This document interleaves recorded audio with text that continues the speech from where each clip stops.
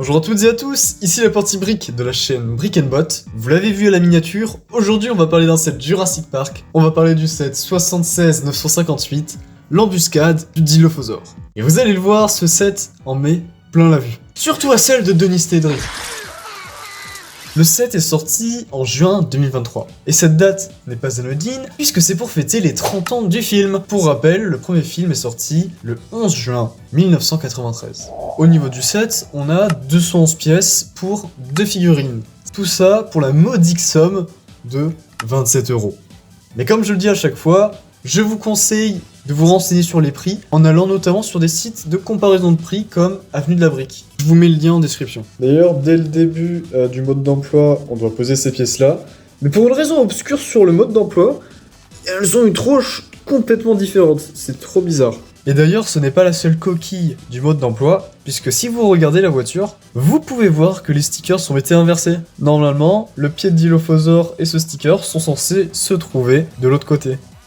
On passe maintenant à la review du set en lui-même avec les figurines. Et on commence sans plus attendre par la figurine de Denis Nedry, une figurine que je qualifierais de toute beauté.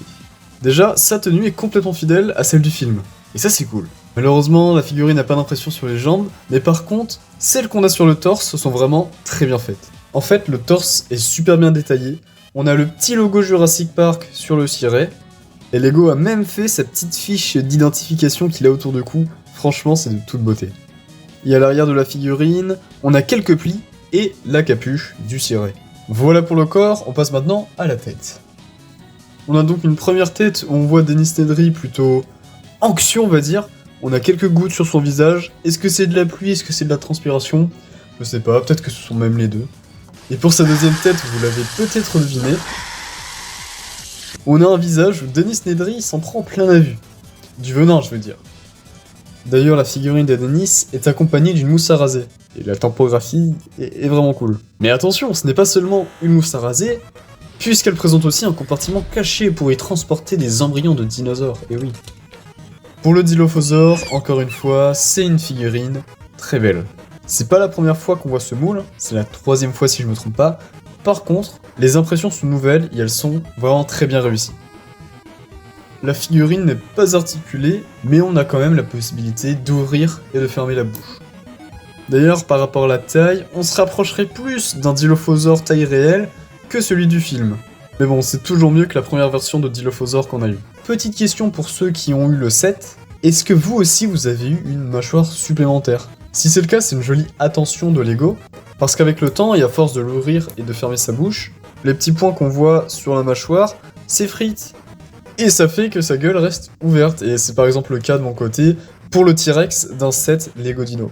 Et voilà, j'en ai fini avec les figurines, on passe maintenant au set.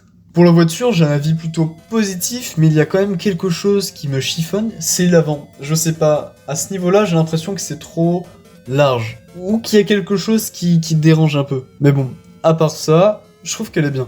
J'apprécie beaucoup toutes les petites touches de boue qu'on a sur la voiture, que ce soit pour les pièces ou sur les stickers, je trouve que ça rajoute du détail et c'est vraiment bien. Sinon, on peut ouvrir le toit pour placer 2 figurines à l'intérieur du véhicule. Enfin, c'est ce qu'on nous fait croire, parce que si on essaie de placer une deuxième figurine, ça coince un peu. À l'intérieur, c'est quand même cool, on a un petit volant avec un levier de vitesse. Et dans l'ensemble, je dois dire que la voiture est quand même bien réussie. Et on va terminer cette review avec un bout de parcelle. Alors comme ça, elle ne paye pas de mine, mais détrompez-vous, elle est remplie de références. Déjà, on a un petit panneau avec une carte qui indique le port. Encore une fois, c'est un stickers, mais je le trouve quand même bien réussi. Sur le panneau, on a une flèche qui indique le port, et comme dans le film, on peut la faire tourner. Et en plus, le panneau n'est pas solidement attaché à la plaque. Et pourquoi ça? Eh bien parce que dans le film, Denis Nedry fonce dedans, et là, eh bien on peut refaire pareil. Et ce sont ces petites touches de détails qui me font aimer encore plus le set. Mais c'est pas fini, il y a vraiment un truc de dingue dedans. Vous pouvez voir qu'on peut mettre la mousse à raser et qu'une grenouille représente la mousse. Mais pourquoi une grenouille?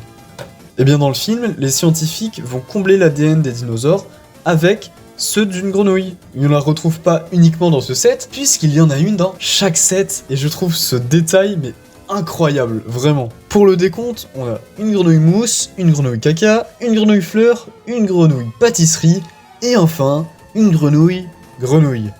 En conclusion, je trouve ce set vraiment très bien réussi. Il reproduit parfaitement cette scène super culte du premier opus. Que ce soit pour les builds et pour les mini-figurines, vraiment je ne suis pas déçu. La review de ce set est donc terminée. C'était la partie brick de la chaîne Brick and Bot. A plus.